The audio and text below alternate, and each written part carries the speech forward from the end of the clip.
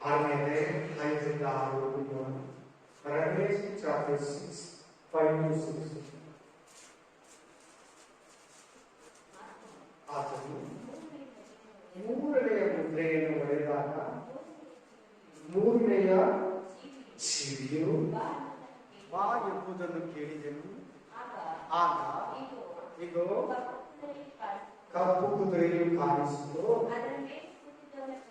ಅದರ ಮೇಲೆ ಕೂತಿದ್ದವನ ಕೈಯಲ್ಲಿ ತ್ರಾಸು ಇತ್ತು. ಆಮೇಲೆ 4 ಜೀವಿಗಳ ಮಧ್ಯದಲ್ಲಿಂದ ಒಬ್ಬನ ಧ್ವನಿ ಹೊರಟ ಹಾಗೆ ಕೇಳಿದೆನು. ಅದು ರೂಪಾಯಿಗೆ 1 ಸೇರು ಗೋಧಿ, ರೂಪಾಯಿಗೆ 3 ಸೇರು ಜವೆ ಗೋಧಿ, ಎಣ್ಣೆಯನ್ನು ದ್ರಾಕ್ಷಾ ರಸವನ್ನು ಕೆಡಿಸಬೇಡ ಎಂದು ಹೇಳಿತು. Hallelujah, amen. ಪ್ರಕಟಣೆ ಗ್ರಂಥ ಬಗ್ಗೆ 7 ವರ್ಷದಿಂದ ಏನು ಬೈಬಲ್ ಸ್ಟಡಿಯಲ್ಲಿ ಮಾತಾಡಿ. ಈಗ ನಾವು ಎಂಡ್ ಟೈಮಲ್ಲಿ ಇರೋದ್ರಿಂದ ಸೇವಕರು ಅಷ್ಟೇ, ನಾವು ಎಂಡ್ ಟೈಮಲ್ಲಿ ಅಂತ್ಯ ದಿನದಲ್ಲಿ ಅಂತ್ಯ ಕಾಲದಲ್ಲಿ ಯೇಸು ಕ್ರಿಸ್ತನು ಸಭೆಗಾಗಿ ಬರೋ ಸಮಯದಲ್ಲಿ ಸೇವೆ ಮಾಡೋರಾಗಿದ್ದೀರಿ. ವಿಶ್ವಾಸಿಗಳು ಅಷ್ಟೇ, ನಾವು ಅಂತ್ಯ ಕಾಲದಲ್ಲಿದ್ದೀವಿ. ಯೇಸು ಕ್ರಿಸ್ತನು ಬರೋದು ಅತಿ ಸಮೀಪವಾಗಿದೆ. ಅಂತ್ಯಕಾಲವನ್ನು ಕುರಿತು ಬೈಬಲ್ ಗ್ರಂಥ ಬಹಳವಾಗಿ ಹೇಳಿದೆ. ಎಲ್ಲ ಗ್ರಂಥಗಳು ಹೇಳ್ತದೆ. ಆದಿ ಕಾಂಡದಿಂದ ಹಿಡಿದು ಪ್ರಕಟಣೆಯ ಗ್ರಂಥದವರೆಗೂ ಎಂಟೇ ಅಂತ್ಯ ದಿನಗಳು, ಕಡೇ ದಿನಗಳು ಹೇಗಿರ್ತದೆ ಅಂತ ಬಲವಾಗಿ ಬೋಧಿಸ್ತದೆ. ನಾವು 2 ವರ್ಷದಿಂದ ಎಂಟೇ ಬಗ್ಗೆ ಏನು ಹೇಳಿಲ್ಲ. 2 ವರ್ಷದಿಂದ ಎಂಟೇ ಬಗ್ಗೆ ತಗೋಯಿಲ್ಲ. 2021ರಲ್ಲಿ ಎಂಟೇ ಬಗ್ಗೆ, ರೆವಲ್ಯೂಷನ್ ಬಗ್ಗೆ, ಪ್ರಕಟಣೆ ಗ್ರಂಥದ ಬಗ್ಗೆ ತಗೊಂಡ್ವಿ. ಅದಕ್ಕೆ ಇವರು ಬೈಬಲ್ ಸ್ಟಡಿಯಲ್ಲಾಗಲಿ ಸಂಡೇ ಸರ್ವಿಸ್ಗಳಾಗಲಿ ಕಡೇ ದಿನಗಳಲ್ಲಿ ಎಂಟೇ ಹೇಗಿರ್ತದೆ ಅದನ್ನ ನಾವು ಮಾತಾಡಿಲ್ಲ. ಪರಿಶುದ್ಧಾತ್ಮನು ಹೇಳಿಲ್ಲ. ಇವತ್ತು ಎಂಟೇ ಬಗ್ಗೆ ನಾವು ನೋಡೋಣ. ಎಸ್ಕಟಾಲಜಿ ಅಂತ ಇಂಗ್ಲಿಷ್ ಅಂತ್ಯ ದಿನಗಳು ಹೇಗಿರ್ತದೆ. ಈಗ ನಾವು ಪ್ರೆಸೆಂಟ್ಲಿ ಎಲ್ಲಿದ್ದೀವಿ, ಈ ದಿನಗಳ ಬಗ್ಗೆ ಬೈಬಲ್ ಏನಾದರೂ ಹೇಳ್ತೈತಾ? ನಾವಿರೋ ಈ ದಿನಗಳಲ್ಲಿ, ನಾವಿರೋ ಈ ಸುತ್ತಮುತ್ತಲು, ನಮ್ಮ ಸುತ್ತಮುತ್ತಲು ಏನ್ ನಡೀತಾ ಇದೆ ಎಂದು ಏನಾದರೂ ಬೈಬಲ್ ಅಲ್ಲಿ ಇದೆಯಾ? ಅದಕ್ಕೆ ಆಧಾರ ಪರಿಶುದ್ಧಾತ್ಮ ದೇವರು ಯೇಸು ಕ್ರಿಸ್ತನು ಏನಾದರೂ ಹೇಳಿದರ ಪ್ರವಾದಿಗಳ ಮೂಲಕ, ಅಪೊಸ್ತಲರ ಮೂಲಕ, ದೇವ ಸೇವಕರ ಮೂಲಕ ಬರೆದಿದ್ದಾರ? ಎಸ್, ನಾವು ಅದನ್ನು ಇವತ್ತು ಧ್ಯಾನಿಸೋಣ. ಆಲ್ರೆಡಿ ನೀವು ವಾಕ್ಯ ಓದಿದ್ರಿ. ಪ್ರಕಟಣೆ ಗ್ರಂಥ 6ನೇ ಅಧ್ಯಾಯ 5ರಿಂದ 6ನೇ ವಚನ ತನಕ ನೀವು ಪ್ರಕಟಣೆ ಗ್ರಂಥದಲ್ಲಿ ನೋಡಿದಿರಿ. ಸಭೆ ಎತ್ತಲ್ಪಡುವುದಕ್ಕಿಂತ ಮುಂಚೆ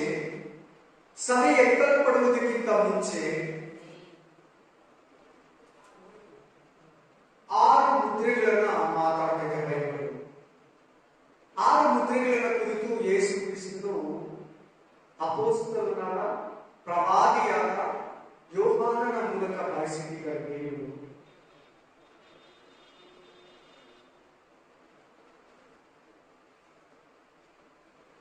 ಕೇಳಿದ ವಾಕ್ಯದಲ್ಲಿ ಬರಗಾಲ ಇದೆ, ಕಷ್ಟಕಾಲ ಇದೆ, ತುಂಬಾ ರೇಟ್ಗಳು ಜಾಸ್ತಿ, ಎಲ್ಲಾ ಪದಾರ್ಥಗಳು ರೇಟ್ ಎಕ್ತಾನೆ ಇದೆ.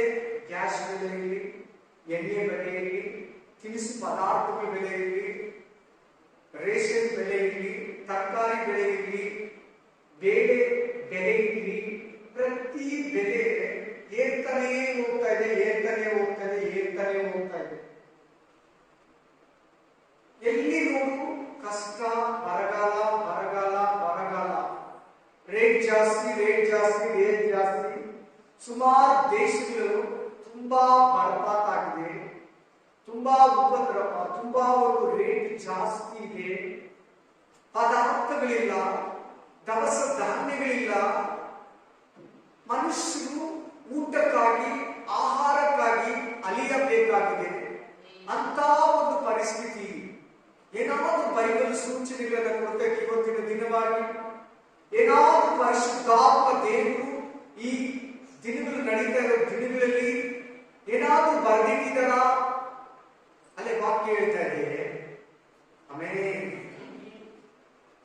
ಒಂದನೇ ಮಾತು, ಮೂರನೆಯ ಜೀವಿ, ಅಲ್ಲೇಲಿಯಾ, ಎಷ್ಟನೇ ಜೀವಿ?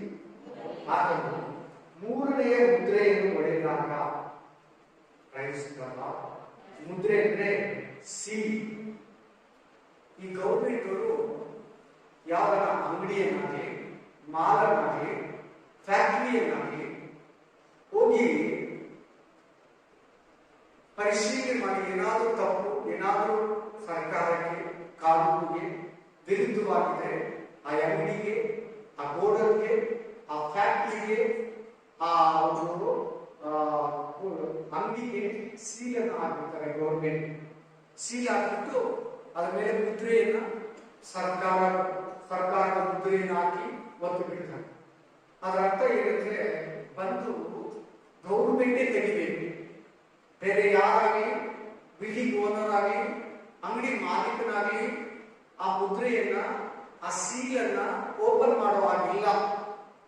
ಅಲ್ಲೇಲೂಯಾ. ಮುದ್ರೆ ಅಂತೀಯಾ?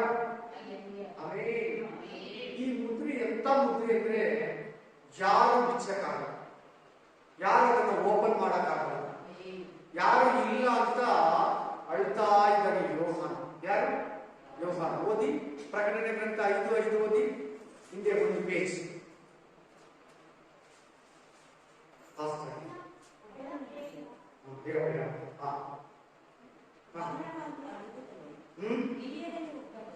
ಯೋಹಾನ ಏನ್ ಮಾಡ್ತಾ ಇದ್ದಾರೆ? ಬಹಳವಾಗಿ ಅಳ್ತಾ ಇದ್ದಾರೆ.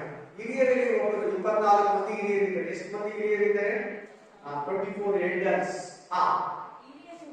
ಒಬ್ಬರು ನನಗೆ ಅಳಬೇಡ, ಅದು ಯೂದ ಕುಲದಲ್ಲಿ ಜನಿಸಿದ ಸಿಂಹವು, ದಾವೀದನ ಅಂಕುರವನ್ನು ಆಗಿರುವಾತನು, ಜಯ ಹೊಂದಿದನು, ಆತನು ಆ ಸೂರ್ಯನು ಅದರ 7 ಮುದ್ರೆಗಳನ್ನು ಬಿಚ್ಚುವನು ಎಂಬುದಾಗಿ ಹೇಳಿದನು. ಯಾರು? ಯೂದ ಗೋತ್ರದ ಸಿಂಹ, ದಾವೀದನ ಅಂಕುರದವನು ಯೇಸು ಕ್ರಿಸ್ತನು ಆ ಸೂರ್ಯನ, ಆ ಮುದ್ರೆಯನ್ನ ಬಿಚ್ಚೋದಕ್ಕೆ ಶಕ್ತನಾಗಿದ್ದಾರೆ. ಈಗ ನಾವು ಧ್ಯಾನಿಸ್ತಾ ಎಷ್ಟನೇ ಮುದ್ರೆ ಇದು? ಮೂರನೆಯ ಮುದ್ರೆ. ಎಷ್ಟು ಮುದ್ರೆಗಳಿದೆ ಹೊತ್ತು ದೇವರ ಕೈಯಲ್ಲಿ? 7 ಮುದ್ರೆಗಳಿದೆ. ಸುಳಿ ಇದೆ. ಭೂಲೋಕದಲ್ಲಾಗ್ಲಿ, ಪರಲೋಕದಲ್ಲಾಗ್ಲಿ, ಪಾತಾಳದಲ್ಲಾಗ್ಲಿ, ನರಕದಲ್ಲಾಗ್ಲಿ, 7 ಆಕಾಶಗಳಲ್ಲಾಗ್ಲಿ, ದೇವದೂತರುಗಳಲ್ಲಾಗ್ಲಿ, ಕೆರೂಬಿಗಳಲ್ಲಾಗ್ಲಿ, 4 ಜೀವಿಗಳಲ್ಲಾಗ್ಲಿ, 24 ಮಂದಿ ಹಿರಿಯರಲ್ಲಾಗ್ಲಿ ಯಾರು ಆ ಮುದ್ರೆಗಳನ್ನ, ಸೂರ್ಯನ ಬಿಚ್ಚೋದಕ್ಕೆ ಶಕ್ತಿ ಆಗಲಿ, ಬಲ ಆಗಲಿ, ಅಧಿಕಾರ ಆಗಲಿ ಇಲ್ಲ. ಯೋಹಾನ ಅಳ್ತಾ ಇದ್ದಾನೆ. ಯೋಹಾನ ಏನ್ ಮಾಡ್ತಾ ಇದ್ದಾನೆ? ಅಳ್ತಾ ಇದ್ದಾನೆ. ಯಾರಿದ್ದಾರೆ? ಅದು ಬಿಚ್ಚಲೇಬೇಕು, ಅದು ಹಂಗೆ ಇರೋದಿಲ್ಲ. ಆ ಸೀಲ್ ಓಪನ್ ಆದ್ರೆ, ಅದು ಓಪನ್ ಆಗ್ಬೇಕು. ಆ ಸೀಲ್ಗಳಲ್ಲಿ ಈ ಕಡೆ ಎಲ್ಲಿ ಗಮನ ಹೋಗ. ಈ ಪ್ರಕಟಣೆ ಗ್ರಂಥ ತುಂಬಾ ಹಾಡು. ನಾನಂತೂ ಫಸ್ಟ್ ಓದುವಾಗ ನನ್ನ ಮೈಂಡಿಗೆ ಏನಿಲ್ಲ ಅಂತ, ಏನ್ ಈ ತರ, ಏನ್ ಹಿಂಗ್ ಬಂದಿದೆ, ಏನಿರ್ಬೋದು. ಆದ್ರೆ ಒಂದು ಮಾತ್ರ ನನ್ನ ಮನೆಯಲ್ಲಿ ಚೆನ್ನಾಗಿ ಗೊತ್ತು, ಅರ್ಥ ಆಗ್ತಿರೋದನ್ನ ದೇವರು ನಮ್ಮ ಕೈ ಕೊಟ್ಟಿಲ್ಲ. ನಮಗೆ ಅರ್ಥ ಆಗಿರೋದನ್ನ ಇದು ತಪ್ಪು ಓದು ಅಂತ ನಮ್ಮ ಕೈ ಕೊಟ್ಟಿಲ್ಲ ದೇವರು. ಅರ್ಥ ಆಗೋದನ್ನೇ ಕೊಟ್ಟಿರ್ತಾರೆ. ಪರಿಶುದ್ಧಾತ್ಮ ಸಹಾಯ ಬೇಕು. ತುಂಬಾ ಓದ್ತಾನೆ ಇರಬೇಕು, ದೇವ್ರನ್ನ ಕೇಳಬೇಕು, ರಹಸ್ಯಗಳನ್ನು ತಿಳಿಸಪ್ಪ ಉದಾಹರಣೆ ಆ ಆಸೆ ಇರಬೇಕು, ತಿಳಿಯೋದು ನಾವು ತಿಳ್ಕೋಬೇಕು. ಅವಾಗ ದೇವರು ಹೇಳಿಕೊಡ್ತಾರೆ. ಅದೇ ರೀತಿ ಈ ಸೀರೆಗಳು ಹೊಡೆಯಬೇಕು, ಈ ಮುದ್ರೆಗಳಲ್ಲಿ ಇರೋದು ನೆರವೇರಲೇಬೇಕು. ಆಮೇಲೆ ಸಭೆ ಅಂತ ಬರ್ತದೆ. 7 ಮುದ್ರೆ ಇದೆ. ಎಷ್ಟು ಮುದ್ರೆ? 7 ಸೀಲ್ಸ್. 7 ಮುದ್ರೆಗಳು. 7 ಮುದ್ರೆಗಳಲ್ಲಿ ಸಭೆ ಎತ್ಕೊಳ್ಕೊಡೋದಕ್ಕೆ ಮುಂಚೆ 6 ಮುದ್ರೆ ಹೊಡಿಬೇಕು. ಎಷ್ಟು ಮುದ್ರೆ? 6 ಮುದ್ರೆ ಹೊಡಿಲೇಬೇಕು. 6 ಮುದ್ರೆ ಹೊಡೆದಾದ್ಮೇಲೆ ಸಭೆ ಎತ್ಕೊಳ್ಕೊಡೋದು. ಆಮೇಲೆ ಯೇಸು ಕ್ರಿಸ್ತನ್ ಬರೋದು. ಯೇಸು ಕ್ರಿಸ್ತನ್ ಬಂದು ಸಭೆಯನ್ನ ಕರ್ಕೊಂಡು ಹೋದ್ಮೇಲೆ ಮಿಗ್ದೋರು ಇಲ್ಲಿ ಇರ್ತಾರೆ, ಬಿಡಲ್ಪಟ್ಟ ಸಭೆಯಲ್ಲಿ ಇರ್ತದೆ, ಬಿಡಲ್ಪಟ್ಟ ಬೋಧಕರು ಇರ್ತಾರೆ, ಬಿಡಲ್ಪಟ್ಟ ಅನ್ಯ ಜನಗಳು ಭೂಮಿ ಮೇಲೆ ಇರ್ತಾರೆ. 7ನೇ ಮುದ್ರೆ ಆಮೇಲೆ 7 ತುಂತುರಿಗಳು ಆಮೇಲೆ 7 ಉಪದ್ರವಗಳು ಆಮೇಲೆ 7 ಮುದ್ರೆ ಅಂತಿಲ್ಲ, 7ನೇ ಮುದ್ರೆ ಅಂತ. ಎಷ್ಟನೇ ಮುದ್ರೆ? 6 ಮುದ್ರೆಗಳು ಸಭೆ ಎಕ್ಕಲ್ಪಡೋದಕ್ಕೆ ಮುಂಚೆ ಹೊಡೆಯಲ್ಪಡ್ತದೆ. ಆಮೇಲೆ ಈಗ ಆತನು ಅಂದ್ರೆ ಯಾರು? ಯೇಸು ಕ್ರಿಸ್ತ. ಅದಕ್ಕೆ ವಾಕ್ಯ ಪ್ರಕಟಣೆ 5:5. ಆತನು ಅಂದ್ರೆ ಯಾರು? ಯೇಸು ಕ್ರಿಸ್ತ. ಬಿಚ್ಚೋದು ಯಾರು? ಯೇಸು ಕ್ರಿಸ್ತ. ಮೂರನೇ ಮುದ್ರೆ ಅಲ್ಲ ಗೊತ್ತಾಗುತ್ತೆ. ಮುದ್ರೆ ಅಂದ್ರೆ ಏನು? ಸೀಲ್ ಅಂದ್ರೆ ಏನು? ಯಾರು ಹಾಕ್ತಾರೋ ಅವರೇ ಬಿಚ್ಚಬೇಕು. ಗೌರ್ಮೆಂಟ್ ಬಂದು ಈ ಬಿಲ್ಡಿಂಗ್ ಸೀಸ್ ಮಾಡ್ಬಿಟ್ರೆ, ಸೀಲ್ ಹಾಕ್ಬಿಟ್ರೆ ಗೌರ್ಮೆಂಟೇ ಬಂದು ಬಿಚ್ಚಬೇಕು. ಅದು ಒಂದು ಸಾರ ಅಂಗಡಿನೋ, ಒಂದು ಬಾರು, ಒಂದು ಕ್ಲಬ್, ಒಂದು ಫ್ಯಾಕ್ಟ್ರಿನೋ, ಒಂದು ಗೋರನೋ, ಒಂದು ರೇಷನ್ ಅಂಗಡಿನೋ, ಒಂದು ಫ್ಯಾಕ್ಟ್ರಿನೋ ಏನಕ್ಕೆ ಸೀಲ್ ಹಾಕ್ಬಿಟ್ರೆ ಗೌರ್ಮೆಂಟೇ ಬಂದು ಬಿಚ್ಚಬೇಕು. ಆ ಸೀಲ್ ಯಾರು ಬಿಚ್ಚಬೇಕು? ಇಲ್ಲ ಬೇರೆ ಯಾರು ಬಿಚ್ಚ. ಹಂಗೆ ಈ ಮುದ್ರೆಗಳನ್ನ ಹಾಕಿರೋದು ದೇವರು ಯೇಸು ಕ್ರಿಸ್ತನೇ ಬಿಚ್ಚಬೇಕು. ಇಲ್ಲ ತಂದೆಯಾದ ದೇವರು ಬಿಚ್ಚಬೇಕು, ಇಲ್ಲ ಮಗನಾದ ಯೇಸು ಕ್ರಿಸ್ತನು ದೇವರಿಗೆ ಸಮಾನನಾಗಿರೋ ಯೇಸು ಕ್ರಿಸ್ತನು ಬಿಚ್ಚಬೇಕು. ಇನ್ಯಾರು ಬಿಚ್ಚಕ್ಕಾಗಲ್ಲ ಅಂತ ಅವ್ನು ಅಳ್ತಾ ಇದ್ದಾನೆ. ನೋಡಿ, ಅಳ್ತಾ ಇದ್ದಾನೆ ಇಲ್ವಾ? ಅದು ಬಿಚ್ಚಲೇಬೇಕು. ಅದು ಬಿಚ್ಚಿಲ್ಲಂದ್ರೆ ಒಂದೊಂದು ಆಗಲ್ಲ. ಅದಾದ್ಮೇಲೆ ಒಂದು ಪ್ರೋಸೆಸ್, ಅದು ಒಂದಾದ ನಂತರ ಒಂದು ನಡೀತಾ ಇದ್ರೇನೆ ಅದು ಕರೆಕ್ಟ್. ಈಗ ಬೈಬಲ್ ಪ್ರಕಾರ ಒಂದನೇ ಮುದ್ರೆ ಹೊಡೆದಾಯ್ತು, ಎರಡನೇ ಮುದ್ರೆ ಹೊಡೆದಾಯ್ತು, ಮೂರನೇ ಮುದ್ರೆ ಕೂಡ ಹೊಡೆದಾಯ್ತು. ಮೂರನೇ ಮುದ್ರೆ ಇವಾಗ ನಡೀತಾ ಇದೆ. ಮೂರನೇ ಮುದ್ರೆ ಏನಾಗ್ತಾ ಇದೆ? ಈಗ ನಡೀತಾ ಇದೆ ಮುಂದೆ. ಕೆಲವರು ಏನ್ ಹೇಳ್ತಾರೆ ಅಂದ್ರೆ ಇದೆಲ್ಲ ಸಭೆ ಎತ್ತಲ್ಪಟ್ಟ ಮೇಲೆ ಯೇಸು ಕ್ರಿಸ್ತ ಬಂದು ಸಭೆಯನ್ನ ಪರಲೋಕಕ್ಕೆ ಕರ್ಕೊಂಡು ಹೋದ್ಮೇಲೆ ನಡೆಯೋದು ಅಂತ ಕೆಲವರು ಹೇಳ್ತಾರೆ. ಬರ್ದಿರೋದೆಲ್ಲ ಸಿಸ್ಟಮ್ ಪ್ರಕಾರ ನೋಡಿದ್ರೆ ಸಭೆ ಎತ್ತಲ್ಪಡೋದೇ 7ನೇ ಅಧ್ಯಾಯದಲ್ಲಿ. ಎಷ್ಟನೇ ಅಧ್ಯಾಯ? 7ನೇ ಅಧ್ಯಾಯ 8, 9, 10 ಅದೇ ಸಭೆ. 5ರಿಂದ 8ವರೆಗೆ ಇರೋದು ಇಸ್ರಾಯೇಲ್. ಯಾರು? ಇಸ್ರಾಯೇಲ್. 12 ಕುಲಗಳಿದೆ ನೋಡಿ. ಯೂದ ಕುಲ, ರೂಬೇನ್ ಕುಲ, ಗಾದ್, ಆಶೇರ್, ನೆಫ್ತಾಲಿಮ್, ಮನಸ್ಸೆ, ಸಿಮಿಯೋನ್, ಲೇವಿಯ, ಇಸ್ಕಾರ್, ಜಬಿಲೋನ್, ಯೆಸೂಫಾ, ಬೆನ್ಯಾಮೀನ್, ಎಫ್ರಾಯೀಮ್, ಇಲ್ಲಾಲಿ, ದಾನಿಯ. 12 ಕುಲಗಳು ಇಸ್ರಾಯೇಲ್. ನಾವು ಅನ್ಯ ಜನಗಳು. ನಾವೆಲ್ಲಿದ್ದೀರಿ? 9, 10ನೇ ವಚನದಲ್ಲಿ ನಾವು ಇದ್ದೀವಿ. ಎಷ್ಟನೇ ವಚನ? ಮಹಾಸಮೂಹ ಇದೆ ನೋಡಿ ನಮ್ಮನೆ. ಅವಾಗ ಸಭೆ ಎಷ್ಟನೇ ಅಧ್ಯಾಯದಲ್ಲಿ ಎತ್ತಲ್ಪಡ್ತಾ ಇದೆ? 7ನೇ ಅಧ್ಯಾಯದಲ್ಲಿ. ಈ 6ನೇ ಅಧ್ಯಾಯದಲ್ಲಿ ಇರೋ 6 ಮುದ್ರೆಗಳು ಸಭೆ ಎತ್ತಲ್ಪಡೋದು ಮುಂಚೆ ನಡೆಯುತ್ತೆ. ಬನ್ನಿ 3ನೇ ಮುದ್ರೆ ಹತ್ರ ಬನ್ನಿ.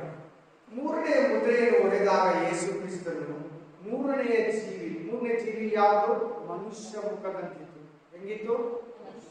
ಮನುಷ್ಯ ಮುಖ. 3ನೇ ಜೀವಿ ಎಲ್ಲಿದೆ ನೋಡಿ ವಾಕ್ಯ?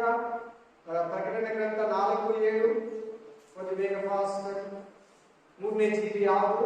ಮನುಷ್ಯನ ಮುಖದಂತಿತ್ತು ಅಂತ ಇರ್ತದೆ ನೋಡಿ. ಮೊದಲನೇದು ಗರುಡ ಪಕ್ಷಿ, ಎರಡನೇದು ಗೋಧಿ, ಮೂರನೇದು ಬರ್ಬೇಕು. 3ನೇ ಜೀವಿ ಹೆಸರೇನು? ಮನುಷ್ಯನ ಮುಖದಂತಿತ್ತು. ಅದೇನಂತ ಕರೀತದೆ ನೋಡಿ. ಈಗ ಬನ್ನಿ, ಎಲ್ಲಿ? ಪ್ರಕಟಣೆ ಗ್ರಂಥ 6:5 ಬನ್ನಿ. ಆಗ 3ನೇ ಮುದ್ರೆಯನ್ನು ಹೊಡೆದಾಗ 3ನೇ ಜೀವಿಯು ಬಾ ಅನ್ನುವುದನ್ನು ಕೇಳಿದೆನು. ಆಗ ಇಗೋ ಕೆಂಪು ಕುದುರೆಯು ಕಾಣಿಸಿತು. ಎಷ್ಟನೇ ಜೀವಿ ಕರೀತಾರದು? 3ನೇ ಜೀವಿ. 3ನೇ ಜೀವಿ ಯಾವುದು? ಮನುಷ್ಯನಂತಿರೋ ಜೀವಿ ಕರೀತಾರೆ. ಬಾ ಅಂತ ಬಂದಾಗ ಯಾವ ಬಂತು? ಕಪ್ಪು. ಯಾವ ಕುದುರೆ? ಕಪ್ಪು. ಲೋಕದ ರೀತಿಯಲ್ಲಿ ಕಪ್ಪು ಏನನ್ನ ತೋರಿಸುತ್ತೆ? ಕತ್ತಲೆ. ಆಮೆನ್. ಹಲ್ಲೆಲೂಯಾ. ಆಮೆನ್. ನಮ್ಮ ಆತ್ಮಿಕ ಅರ್ಥ ಪಾಪ. ಹಲ್ಲೆಲೂಯಾ. ಎಲ್ಲ ಸೈತಾನಿಗೆ ಸಂಬಂಧಪಟ್ಟಿದ್ದು ಪಾಪ, ಕತ್ತಲೆ. ಹಲ್ಲೆಲೂಯಾ. ಅಥವಾ ಮೋಸ. ಕತ್ತಲೆ ಅಂದ್ರೆ ಮೋಸ, ಲೌಕಿಕ ಅರ್ಥ. Praise God. ಕಪ್ಪು ಅಂದ್ರೆ ಬ್ಲಾಕ್. ಹಲ್ಲೆಲೂಯಾ. ಆಮೆನ್. ಬ್ಲಾಕ್ ಕುದುರೆ ಮೇಲೆ ಕಾಣಿಸಿತು. ಅದರ ಮೇಲೆ ಕೂತಿದ್ದವರ ಕೈಯಲ್ಲಿ ತ್ರಾಸು ಇತ್ತು. ಈ ಕುದುರೆ ಅಂದ್ರೆ ಏನು? ಈ ಕುದುರೆ ಅಂದ್ರೆ ಏನಂತ ಅದನ್ನು ನೋಡೋಣ. ಆಲ್ರೆಡಿ ನಿಮಗೆ ರೆವಲ್ಯೂಷನ್ ತಗೊಳ್ಳುವಾಗ ಬೈಬಲ್ ಸ್ಟಡಿಯಲ್ಲಿ ಹೇಳಿದ್ದೀನಿ, ನೀವು ಬಂದೋಗಿದ್ದೀರ ಅನ್ಕೊಂತೀನಿ. ನೀವು ಹೇಳಿ ನೋಡೋಣ, ಕುದುರೆ ಅಂದ್ರೆ ಏನು ಅಂತ. ಕುದುರೆ ಅಂದ್ರೆ ಏನು? ಅದ್ರ ಮೇಲೆ ಕೂತಿರೋನು ಆಂಟಿ ಕ್ರೈಸ್ತು ಸಂಬಂಧಪಟ್ಟವನು, ಅದು ಇಂಪ್ಲಿಮೆಂಟ್ ಮಾಡೋದಕ್ಕೆ ಕ್ರಿಸ್ತ ವಿರೋಧಿಗೆ ಸಂಬಂಧಪಟ್ಟವನು. ಕುದುರೆ ಅಂದ್ರೆ ಏನು? ಬಿಳಿ ಕುದುರೆ ಅಂದ್ರೆ ಯಾರು? ಕೆಂಪು ಕುದುರೆ ಅಂದ್ರೆ ಯಾರು?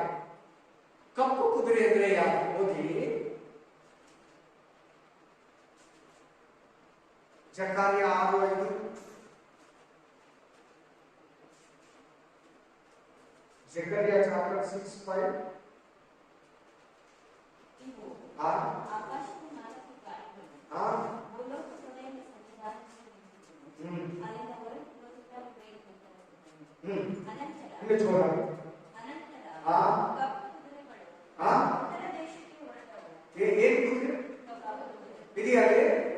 ಆಮೇಲೆ ಇಲ್ಲಿ ಬಿಳಿ ಕುದುರೆ ಇದೆಯಾ? ಪ್ರಕಟಣೆ ಗ್ರಂಥದಲ್ಲಿ ಇದೆಯಲ್ಲ, ಬಿಳಿ ಕುದುರೆ, ಕೆಂಪು ಕುದುರೆ 3ನೇ ಅಧ್ಯಾಯದಲ್ಲಿದೆ. ಬಿಳಿ ಕುದುರೆ 6ನೇ ಅಧ್ಯಾಯ 1-2ನೇ ವಚನದಲ್ಲಿ ಬಿಳಿ ಕುದುರೆ ಇದೆ. 6ನೇ ಅಧ್ಯಾಯ ಪ್ರಕಟಣೆ ಗ್ರಂಥ 6ನೇ ಅಧ್ಯಾಯ 3-4ನೇ ವಚನದಲ್ಲಿ ಕೆಂಪು ಕುದುರೆ ಇದೆ. ಆಮೇಲೆ ಪ್ರಕಟಣೆ ಗ್ರಂಥ 6ನೇ ಅಧ್ಯಾಯ 5-6ನೇ ವಚನದಲ್ಲಿ ಕಪ್ಪು ಕುದುರೆ ಇದೆ. ಅಲ್ಲಿ ಕೆಂಪು, ಕಪ್ಪು, ಬಿಳಿ ಇದೆಯಾ? ಪಟ ಗುಮ್ಮಂದಿ ಇದೆಯಲ್ಲ, ಸೇಮ್ ಕುದುರೆ ಅಂತಿದೆಯಾ? ಕಲ್ಲರ್ ಇದೆಯಾ? ಕಂಟಿನ್ಯೂ ಮಾಡಿ ಇವಾಗ.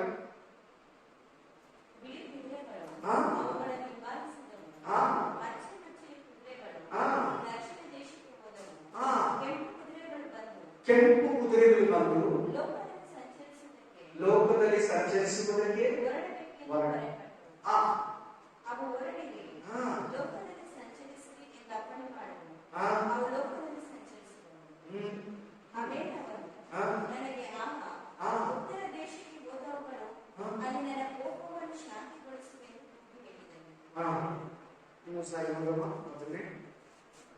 ಎಷ್ಟನೇ ವಚನ? ಈಗ ಲಾಸ್ಟ್ ಮುಗಿಸಿದ್ದು 6ನೇ ಅಧ್ಯಾಯ 8. 6ನೇ ವಚನದಿಂದ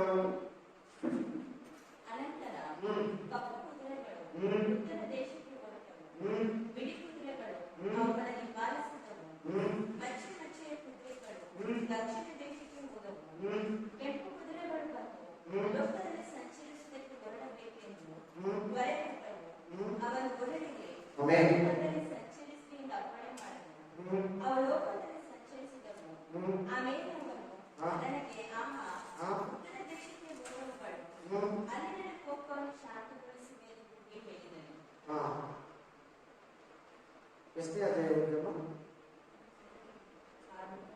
6ನೇ ಅಧ್ಯಾಯ 5ನೇ ವಚನ. ಒಂದು ನಿಮಿಷ, 2ನೇ ವಚನ. ಕೆಂಪು ಕುದುರೆಗಳು 2ನೆಯ ರಥಕ್ಕೆ, ಕಪ್ಪು ಕುದುರೆಗಳು 3ನೆಯ ರಥಕ್ಕೆ, ಬಿಳಿ ಕುದುರೆಗಳು 4ನೇ ರಥಕ್ಕೆ ಮಚ್ಚೆ ಬಲವಾದ ಕುದುರೆಗಳು ಕಟ್ಟಿದ್ದವು. ವಿವರಿಸುವ ದೇವದೂತನನ್ನು ಸ್ವಾಮಿ ಇವುಗಳು ಏನು ಏನಂತ ಕೇಳ್ತಾ ಇದ್ದಾನೆ? ಜಕಾರ್ಯ ಏನಂತ ಕೇಳ್ತಾ ಇದ್ದಾನೆ? ಈ ಕುದುರೆಗಳು ಏನು? ಈ ಕಲರ್ ಕುದುರೆಗಳು ಇದು ಕುದುರೆಗಳ ಅಥವಾ ಬೇರೆ ಅರ್ಥನಾ ಅಂತ. ಕುದುರೆ ಮೇಲೆ ಇನ್ನೇನು ಕೇಳೋದು? ಏನೋ ಅರ್ಥ ಇದೆ ಅಂತ ಜಕಾರ್ಯನಿಗೆ ಗೊತ್ತಾಗ್ತಾ ಇದೆ. ನೀವು ಅಷ್ಟೇ ಬೈಬಲ್ ಓದುವಾಗ ಊಹಿಸ್ಬೇಕು. ಏನ್ ಮಾಡಬಾರ್ದು? ಗೆಸ್ ಮಾಡಬಾರ್ದು. ಹಲ್ಲೆಲೂಯಾ. ಆಮೇಲೆ ಈಗ 13ನೇ ಅಧ್ಯಾಯ 1ನೇ ವಚನದಲ್ಲಿ ಅಲ್ಲೇ ಕೈಯಾಗಿ ಇಟ್ಕೊಳ್ಳಿ, ಅಲ್ಲೇ ಇಟ್ಕೊಳ್ಳಿ. 13:1 ಯಾರು ಹೋಗಿ? ಪ್ರಕಟಣೆ 13:1. ಆ ದಿನದಲ್ಲಿ ರೆವಲೇಷನ್ ಚಾಪ್ಟರ್ 13:1. ಕಂಟಿನ್ಯೂ ಮಾಡಿ, ಕರೆಕ್ಟಾಗಿ ಕಂಟಿನ್ಯೂ ಮಾಡ್ತಾರೆ. ಕಂಟಿನ್ಯೂ ಮಾಡೋಣ.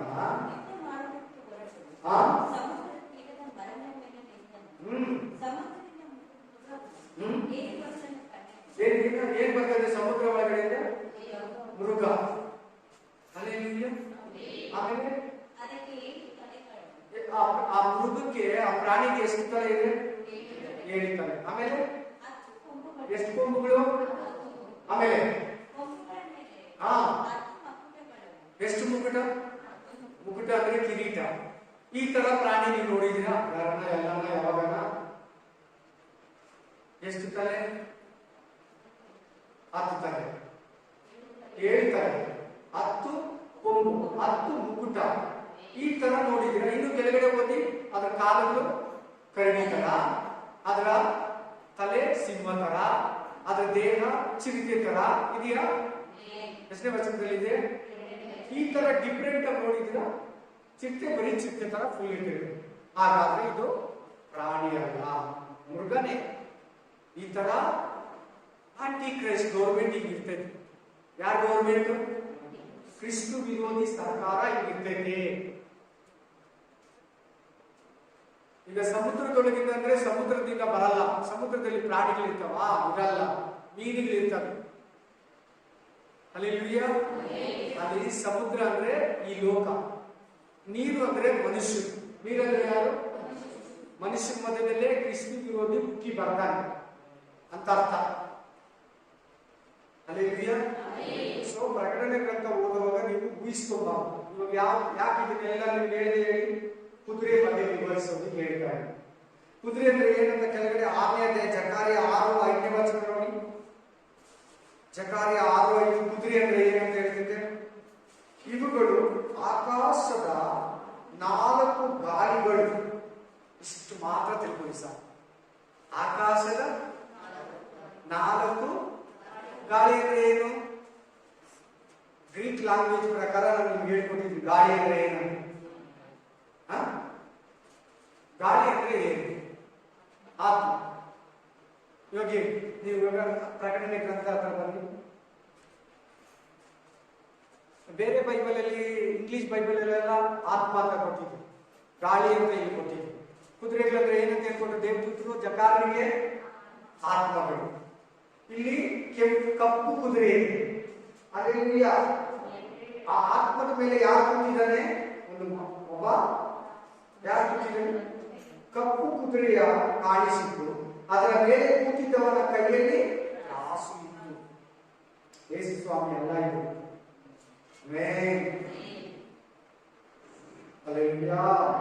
ಕಪ್ಪು ಕುದುರೆಯಲ್ಲಿ ಕಪ್ಪು ಕುದುರೆಯು ಕಾಣಿಸಿತು, ಅದರ ಮೇಲೆ ಕೂತಿದ್ದವನ ಕೈಯಲ್ಲಿ ತ್ರಾಸು ಇತ್ತು. ಏನಿತ್ತು?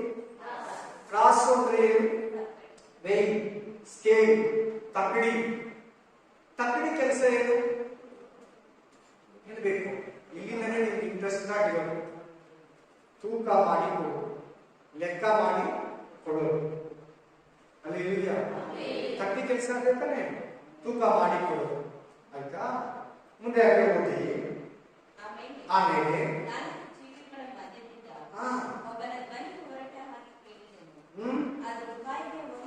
ರೂಪಾಯಿಗೆ 1 ಸೇರು ಗೋಧಿ, ರೂಪಾಯಿಗೆ 3 ಸೇರು ಶಬೆ ಗೋಧಿ ಎಣ್ಣೆಯನ್ನು ದ್ರಾಕ್ಷಾರಸವನ್ನು ಕೆಡಿಸಬೇಡವೆಂದು ಹೇಳಿತು. ಎಣ್ಣೆ, ಗೋಧಿ, ಆಯಿಲು, ವೈನು, ಡ್ರಿಂಕ್ಸ್. ಈ ಪ್ರಪಂಚದಲ್ಲಿ ಇವತ್ತು ತುಂಬಾ ಡಿಮ್ಯಾಂಡ್ ಯಾವಂದ್ರೆ ಗೋಧಿ. ಗೋಧಿ ಅಂದ್ರೆ ರೊಟ್ಟಿ, ಮನುಷ್ಯನಿಗೆ ಆಹಾರ, ಸುಡೋದಕ್ಕೆ ಎಣ್ಣೆ, ಡ್ರಿಂಕ್ಸ್, ವೈನ್ ಅಂತ ಬರೆದಿರ್ತದೆ ಇಂಗ್ಲಿಷ್. ಆಮೇಲೆ ನಿಮ್ಗೆ ಗೊತ್ತಿಲ್ಲ, ಈ ಪ್ರಪಂಚ ತುಂಬಾ ದೊಡ್ಡ ಬರಗಾಲವನ್ನು ಎದುರಿಸುತ್ತೆ. ಎಷ್ಟು ದೊಡ್ಡ ಬರಗಾಲ ಎದುರಿಸ್ತಾ ಇದೆ ಅಂದ್ರೆ, ಈ ವಾಕ್ಯ ಹೇಗೆ ಬರೆದಿದೆಯೋ ಅದು ಪರ್ಫೆಕ್ಟ್ ಆಗಿ ನೆರವೇರ್ತಾ ಇದೆ. ಬೈಬಲ್ ಎಷ್ಟು ಅಕ್ಯೂರ್ ಆಗಿದೆ, ಎಷ್ಟು ಕರೆಕ್ಟ್ ಆಗಿದೆ, ಬೈಬಲ್ ಅಲ್ಲಿ ಎಷ್ಟು ಸತ್ಯ ಇದೆ, ದೇವರ ಮಾತು ಒಂದೊಂದು ಎಷ್ಟು ಕರೆಕ್ಟ್ ಆಗಿ ನೆರವೇರ್ತಾ ಇದೆ ಅನ್ನೋದಕ್ಕೆ ಈಗಿರೋ ನಡೀತಿರೋ ಸಿಚುವೇಶನ್, ಇಲ್ಲಿ ಬರೆದಿರೋ ವಾಕ್ಯ ಕರೆಕ್ಟ್ ಆಗಿದೆ. ಈ ವಾಕ್ಯನ ವಿವರಿಸಿದ ಮುಂಚೆ ನೀವು ಇನ್ನೊಂದು ವಾಕ್ಯವನ್ನ ನೋಡಿ. ಮತ್ತಾಯ ಗ್ರಂಥ 24ನೇ ಅಧ್ಯಾಯ 7ನೇ ವಚನ. Matthew chapter 24:7 ಓದಬೇಕಿಲ್ಲ?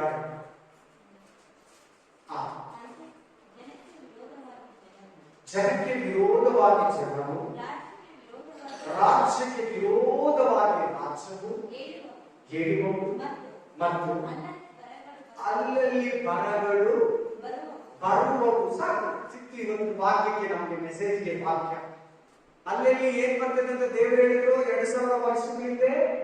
ಬರ ಅಂದ್ರೆ ಏನು? ಕಷ್ಟ. ಊಟಕ್ಕೆ ಮೇನ್ ಊಟ ಮನುಷ್ಯನ ಹೊಟ್ಟೆ ತುಂಬಿಸ್ಕೊಳ್ಳೋದು. ಬರಗಾಲ, ರೇಟ್ ಜಾಸ್ತಿ, ಹಣ್ಣುಗಳ ರೇಟ್ ಜಾಸ್ತಿ, ತರಕಾರಿ ರೇಟ್ ಜಾಸ್ತಿ, ಕಾಯಿ ಪಲ್ಯಗಳ ರೇಟ್ ಜಾಸ್ತಿ, ಬೇಳೆ ರೇಟ್ ಜಾಸ್ತಿ, ಅಕ್ಕಿ ರೇಟ್ ಜಾಸ್ತಿ, ಆಮೇಲೆ ಗೋಧಿ ಹಸಿ ರೇಟ್ ಜಾಸ್ತಿ, ಅಡಿಗೆ ಬಳಸೋ ಎಣ್ಣೆ ರೇಟ್ ಜಾಸ್ತಿ, ಪ್ರತಿ ಒಂದು ಬೆಲೆ ಜಾಸ್ತಿ ಜಾಸ್ತಿ ಜಾಸ್ತಿ ಆಗ್ತಾನೇ ಇದೆ. ನಮಗೆ ಕಡಿಮೆ ಇರೋದು, ನಮ್ಗೆ ಕೂಡ ಎಫೆಕ್ಟಿವ್ ಆಗುತ್ತೆ. ಚೆನ್ನಾಗಿ ಕೇಳಿ, ವಾಕ್ಯ ಎಷ್ಟು ಕರೆಕ್ಟ್ ಆಗಿ ನೆರವೇರ್ತಾ ಇದೆ ನೀವು ಕೂಡ ಧ್ಯಾನಿಸಿ. ಇವಾಗ ಯಾವ ಮುದ್ರೆ ನೆರವೇರ್ತಾ ಇರೋದಂತ ಪರಿಶುದ್ಧಾತ್ಮ ದೇವರು ಕಾಲವನ್ನು ಮುಂಚೆ ಹೇಳಿದ್ರು. 3ನೇ ಮುದ್ರೆ ಇಂಪ್ಲಿಮೆಂಟ್ ಆಗ್ಬಿಟ್ಟಿದೆ. 3ನೇ ಮುದ್ರೆಯನ್ನ ಯೇಸು ಕ್ರಿಸ್ತನು ಬಿಚ್ಚಿದ್ದಾರೆ. ಎಷ್ಟು ಕರೆಕ್ಟ್ ಆಗಿ ನೆರವೇರ್ತಾ ಇದೆ ಗೊತ್ತಾ? ಅದೇ ತರ ಕಷ್ಟ ಈ ಭೂಮಿಯಲ್ಲಿ ಮನುಷ್ಯನು ಅನುಭವಿಸ್ತಾರೆ.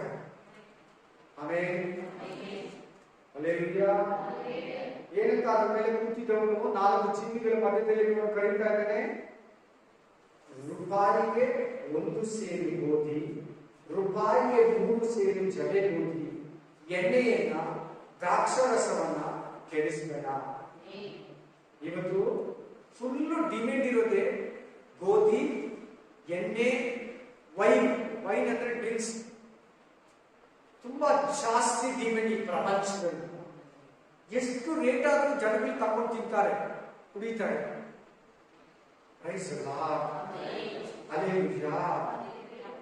ಏನ್ ಈ ವಾಕ್ಯದ ಬಗ್ಗೆ ನಿಮ್ಗೆ ಹೇಳ್ಬೇಕಂದ್ರೆ,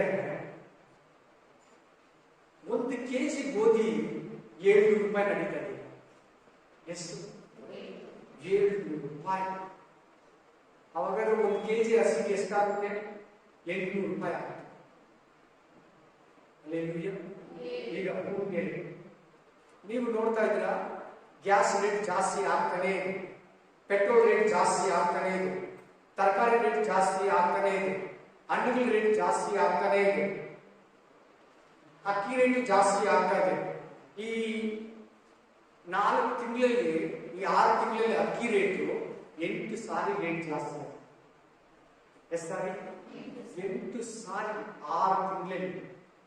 ಇಲ್ಲ 6 ಸಾರಿ ಆದ್ರೂ ರೇಟ್ ಜಾಸ್ತಿ ಆಗಿದೆ. ನಿಮ್ಗೆ ನೀವು ಕಾಸು ಕೊಟ್ಟು ತಗೊಂಡ್ಬರ್ತಾ ಇದ್ದೀರೇನೋ ಗೊತ್ತಿಲ್ಲ, ನೀವು ಅವ್ರು ಕೇಳಿದಷ್ಟು ಕೊಟ್ಬಿಟ್ಟು ತಗೊಂಡ್ಬರ್ತಾ ಇದ್ದೀರೇನೋ ಅಂತ ನನಗೆ ಗೊತ್ತಿಲ್ಲ. ರೇಟ್ ಜಾಸ್ತಿ ಆಗ್ತದೆ, ನಿಮ್ಗೆ ಗೊತ್ತಾಗ್ತಾ ಇಲ್ಲ. ಅವ್ರು ಹೇಳಿದ್ರು 1200 ಕೊಡೋದು 1200 ಕೊಡ್ತಾ ಇದ್ರೆ, 1300 ಕೊಡೋದು 1300 ಕೊಡ್ತಾ ಇದ್ರೆ, 1380 ಕೊಡೋದ ಮೂಟೆ ಕೇಳ್ತಾ ಇದ್ರೆ ಅವರು 1380 ಕೊಟ್ಟು ತಗೊಂಡ್ಬರ್ತಾ ಇದ್ರೆ, ಅದೇ ನೆಕ್ಸ್ಟ್ ಟೈಮ್ ಹೋದಾಗ ನಿಮ್ಗೆ 1400 ಆಗಿದೆ. ಈ ತರ ರೇಟ್ ಜಂಪ್ ಆಗ್ತಾನೆ ಇದೆ. 1 kg ಗೋಧಿ 700 ರೂಪಾಯಿ. ಪಾಕಿಸ್ತಾನದಲ್ಲಿ ಊಟಕ್ಕೆ ಅಳಿತಾ ಇದ್ದಾರೆ. ಇಂಗ್ಲೆಂಡ್ ನಮ್ಮ ದೇಶವನ್ನ, ಈ ಪ್ರಪಂಚವನ್ನ ಆಳಿದ ಸಾಮ್ರಾಜ್ಯ, ಇಂಗ್ಲೆಂಡ್ ಸಾಮ್ರಾಜ್ಯ. 1947 ಆ ಕಡೆ ಎಷ್ಟೋ ದೇಶಗಳನ್ನ, ಇಸ್ರಾಯೇಲ್ ದೇಶ, ಪಾಕಿಸ್ತಾನ, ಭಾರತ, ಶ್ರೀಲಂಕಾ, ಬಾಂಗ್ಲಾದೇಶ್, ಭೂಟಾನ್, ಈ ಎಲ್ಲಾ ದೇಶಗಳನ್ನ ಕಂಟ್ರೋಲ್ ಅಲ್ಲಿ ಇಟ್ಕೊಂಡಿದ್ದಂತಹ ಇಂಗ್ಲೆಂಡ್ ದೇಶನೇ ಒಂದು ದಿನಕ್ಕೆ 1 ಕೋಟಿ ಜನಕ್ಕೆ ಊಟ. ಎಷ್ಟು? 1 ಕೋಟಿ ಜನಕ್ಕೆ ಅವರು ರಸ್ತೆಗೆ ಬರ್ತಾರೆ. ಯಾರಾದ್ರೂ ಬ್ರೆಡ್ ಕೊಡ್ತಾರಾ, ಹಾಲು ಕೊಡ್ತಾರಾ, ಬನ್ ಕೊಡ್ತಾರಾ, ಬಿಸ್ಕೆಟ್ ಕೊಡ್ತಾರಾ ಅಂತ ಕೈ ಚಾಚ್ತಾರೆ. ಒಂದು ಕಾಲದಲ್ಲಿ ನಮ್ಮ ದೇಶವನ್ನ ಕಂಟ್ರೋಲ್ ಮಾಡಿದ ದೇಶ, ರೂಲಿಂಗ್ ಮಾಡಿದ ದೇಶ ಇಂಗ್ಲೆಂಡ್. ನಮ್ಮ ಪಕ್ಕದ ಪಾಕಿಸ್ತಾನದಲ್ಲಿ ಎಲ್ಲ ರೇಟು ಜಾಸ್ತಿ. ಅವರು ಬೇರೆ ದೇಶಗಳ ಹತ್ರ ಸಾಲ ಕೇಳ್ತಾ ಇದ್ದಾರೆ ದೇಶವನ್ನ ನಡೆಸೋದಕ್ಕೆ. ಏನನ್ನ ನಡೆಸೋದಕ್ಕೆ? ದೇಶವನ್ನ ನಡೆಸೋದಕ್ಕೆ ದುಡ್ಡಿಲ್ಲ. ನಿಮ್ಗೆ ಅರ್ಥ ಆಗಿಲ್ಲ ಅಂದ್ರೆ ಇನ್ನೊಂದು ಚಿಕ್ಕದಾಗಿ ಹೇಳ್ತೀನಿ. ನಿಮ್ ಮನೇನ ನಡೆಸಬೇಕಾದ್ರೆ ಏನಿರ್ಬೇಕು? ಕಾಸು ಇರ್ಬೇಕು. ಇರೋ ಕಾಸೆಲ್ಲ ಖಾಲಿ ಆಯ್ತು. ಪಾಕಿಸ್ತಾನ ದಿವಾಳಿ ಆಯ್ತು, ಶ್ರೀಲಂಕಾ ದಿವಾಳಿ ಆಯ್ತು. ಶ್ರೀಲಂಕಾದಲ್ಲಿ ಮೆಡಿಸಿನೇ ಇಲ್ಲ, ಏನಿಲ್ಲ, ಮಾತ್ರನೇ ಇಲ್ಲ. 1 ಗಂಟೆ ಮೇಲೆ ಹೋಟ್ಲು ಮುಚ್ಚಿಬಿಡ್ತಾರೆ.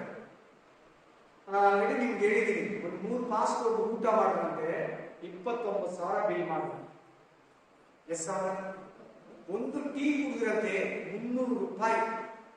ಯಾಕಂದ್ರೆ 1 ಲೀಟರ್ ಹಾಲೆ 280. ಈಗ ಭೂಮಿ ಮೇಲೆ ನಡೀತಾರೋ ನಿಮ್ಗೆ ಹೇಳ್ತಾರ ನಾನು, ನೀವು ನ್ಯೂಸ್ ನೋಡ್ತಿರಲಿಲ್ಲ ಗೊತ್ತಿಲ್ಲ, ಬೈಬಲ್ ಓದ್ತಿರೋ ಇದೆಲ್ಲ ನೀವು ಚೆಕ್ ಮಾಡ್ಬೇಕು. ಬೈಬಲ್ ಎಷ್ಟು ಕರೆಕ್ಟ್, ದೇವ್ರು ಹೇಳಿರೋದು ಎಷ್ಟು ನಿಜ ಆಗ್ತಾ ಇದೆ. ಇವಾಗಿರೋದು ಈ ನ್ಯೂಸ್ ಅಲ್ಲಿ ಓದಿ, ಯೂಟ್ಯೂಬ್ ಅಲ್ಲಿ ಏನ್ ನೋಡ್ತಿರೋ ಗೊತ್ತಿಲ್ಲ, ಇಂಥದ್ದೆಲ್ಲ ಓಪನ್ ಮಾಡಿ ನೋಡ್ಕೊಳ್ಳಿ. ಅನ್ಯ ಜನಗಳು ಹೇಳ್ತಾ ಇದ್ದಾರೆ, ನಮ್ಮ ಬೈಬಲ್ ನಾವ್ ಹೇಳ್ಬೇಕಿದ್ದೆಲ್ಲ. ಅನ್ಯ ಜನಗಳು ನ್ಯೂಸ್ ಚಾನೆಲ್ ಹೇಳ್ತಾ ಇದೆ, ತುಂಬಾ ಬರಗಾಲ ಇದೆ, ತುಂಬಾ ಕಷ್ಟ ಕಾಲ ಇದೆ, ತುಂಬಾ ಮನುಷ್ಯರು ಊಟಕ್ಕೆ ಹೊಟ್ಟೆ ತುಂಬಿಸ್ಕೊಳ್ಳೋದಕ್ಕೆ ಹಸುವಿಗೆ ನರಳ್ತಾ ಇದ್ದಾರೆ. ಇನ್ನು ಹೇಳ್ತೀನಿ ಹೇಳೋದು ಇನ್ನೂ ಇದೆ, ಬಹಳ ಇದೆ, ಭಯ ಪಡಬೇಡಿ, ನಿನ್ನ ಬರಗಾಲದಲ್ಲಿ ಕೂಡ ನಡೆಸ್ತೀನಿ. ಈ ಬೈಬಲ್ ಅಲ್ಲಿ ಏನಾದರೂ ಕಷ್ಟಗಳು, ಶೋಧನೆಗಳು, ಉಪದ್ರವಗಳು, ಆಪತ್ತುಗಳು, ತೊಂದರೆಗಳು ಬರೆದಿದ್ರೆ ಅದು ನಿನಗಲ್ಲ. ಯಾರಿಗಲ್ಲ? ನಿನಗಲ್ಲ, ನಮ್ಮದೇ ಇರೋ ಜನಗಳಿಗೆ. ದೇವರನ್ನ, ಯೇಸುವನ್ನ ನಮ್ಮದೇ ಇರೋ ಜನಗಳಿಗೆ. ಹೆಂಗೆ ಹೇಳಿ? ಐಗುಪ್ತದಲ್ಲಿ ಮೋಶೆ ಮೂಲಕ ದೇವರು 10 ಬಾಧೆಗಳನ್ನ, ಉಪದ್ರವಗಳನ್ನ ತಂದ. ಆದ್ರೆ ಅದೇ ಐಗುಪ್ತ ದೇಶದಲ್ಲಿ, ಗೋಷೆನ್ ಪ್ರದೇಶದಲ್ಲಿ ಇಸ್ರಾಯೇಲ್ಯರು ಕೇಳಬೇಕು, ತಲೆ ಕೊಟ್ಟು, ಕಿವಿ ಕೊಟ್ಟು, ತಲೆ ಎತ್ತಿ, ಏನು 10 ಉಪದ್ರವಗಳನ್ನ ಐಗುಪ್ತದಲ್ಲಿ ದೇವರು ಬರಮಾಡುವ ಕಷ್ಟಗಳನ್ನ ಗೋಷೆನ್ ಪ್ರದೇಶದಲ್ಲಿದ್ದಂತ ಇಸ್ರಾಯೇಲನ್ನ ಮುಗಿಲಿ. ಅವ್ರ ಮೇಲೆ ಆನೆಗಳು ಬಿದ್ದಿಲ್ಲ. ಅವ್ರಿದ್ದಿದ್ದ ಗೋಷೆನ್ ಪ್ರದೇಶದಲ್ಲಿ ಏನುಗಳು, ಕಪ್ಪೆಗಳು ಬಂದಿಲ್ಲ, ನೀರು ರಕ್ತ ಆಗಿಲ್ಲ, ಮೊದಲನೇ ಮಗ ಸತ್ತೋಗಿಲ್ಲ, ಬರಗಾಲ ಬಂದಿಲ್ಲ ಅವ್ರಿಗೆ, ಬರೀ ಐಗುಪ್ತದವ್ರಿಗೆ. ಆ ಇಸ್ರಾಯೇಲರು ಅಲ್ಲೇ ಇದ್ದಾರೆ. ಹಂಗೆ ನೀನು ಈ ಭೂಮಿಯಲ್ಲಿ ಇದ್ದೀಯಾ, ಅನ್ಯ ಜನಗಳ ಮಧ್ಯದಲ್ಲಿ ಇದ್ದೀಯಾ, ನೀ ಸುತ್ತಲೂ ಎಷ್ಟೋ ಕಷ್ಟಗಳು, ಉಪದ್ರವಗಳು, ಶೋಧನೆಗಳು, ರೇಟ್ ಜಾಸ್ತಿ ನಡೀತಾ ಇರ್ತದೆ, ಆಪತ್ತುಗಳು, ಗಂಡಾಂತರಗಳು ನಿನ್ನನ್ನು ಮುಟ್ಟಿಲ್ಲ.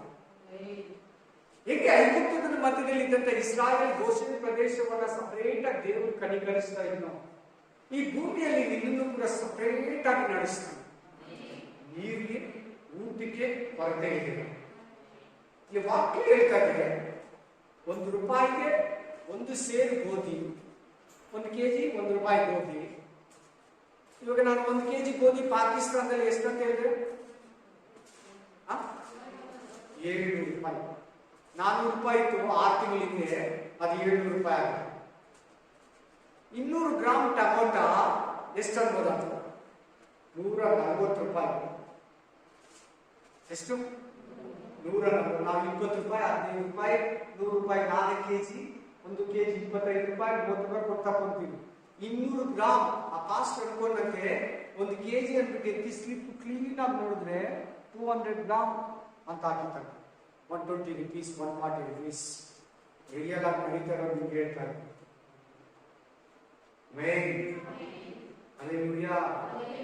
ನಾವೆಲ್ಲ ಒಂದು ಕೊಟ್ಟು ಕೊತ್ತಂಬರಿನ ಇಲ್ಲಿ 20 ರೂಪಾಯಿ, 30 ರೂಪಾಯಿ, 10 ರೂಪಾಯಿ ತಗೊಂತೀವಿ. ಒಂದು ಕಟ್ಟು ಕೊತ್ತಂಬರಿ 200 ರೂಪಾಯಿ, 200 rupees. ಈಗ ಪ್ರೆಸೆಂಟ್ಲಿ ಭೂಮಿ ಮೇಲೆ ನಡೀತಾ ಇರೋದು.